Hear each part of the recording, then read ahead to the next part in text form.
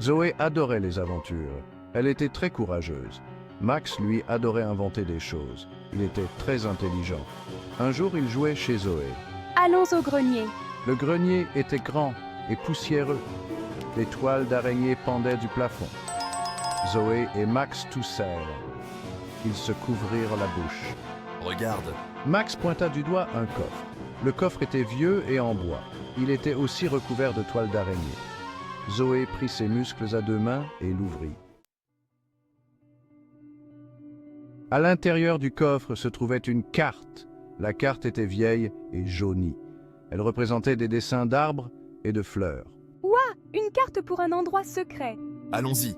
Ils prirent la carte. Ils descendirent en courant. Zoé et Max étaient très excités.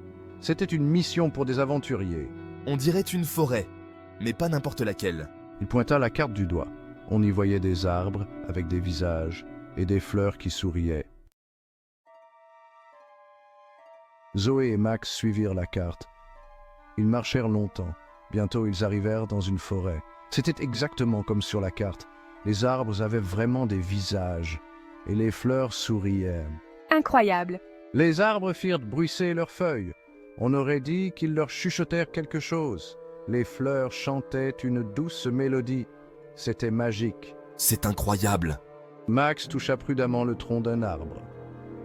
L'arbre sourit encore plus et lui fit un clin d'œil, ses feuilles bruissant comme un doux rire. Soudain, quelque chose de blanc bougea. Cela sortit de derrière un arbre. C'était une licorne. Elle avait une robe blanche et brillante et une corne dorée. Bonjour, je m'appelle Stella. Nous sommes Zoé et Max.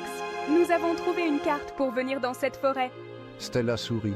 Je sais, et j'ai une énigme pour vous. Une énigme?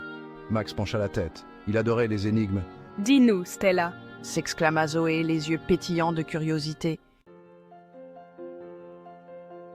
Écoutez bien, je suis légère comme une plume, mais même l'homme le plus fort ne peut me tenir plus de quelques minutes. Qui suis-je? Zoé et Max réfléchirent intensément. Léger comme une plume, mais difficile à tenir. Zoé ferma les yeux. Elle essaya de visualiser la forêt autour d'eux. Je sais, c'est le souffle. Stella sourit. C'est exact. Vous êtes très intelligent. La forêt a besoin de son souffle pour survivre. N'oubliez jamais cela. Maintenant, votre carte vous mènera à un pont. Soyez prudent en le traversant. Zoé et Max remercièrent Betty et Stella. Ils trouvèrent le pont. Il était fait de lianes. Ils étaient de très haut perchés. Tiens-toi bien. Max tendit la main. Zoé s'accrocha fermement. Ils traversèrent prudemment le pont ensemble.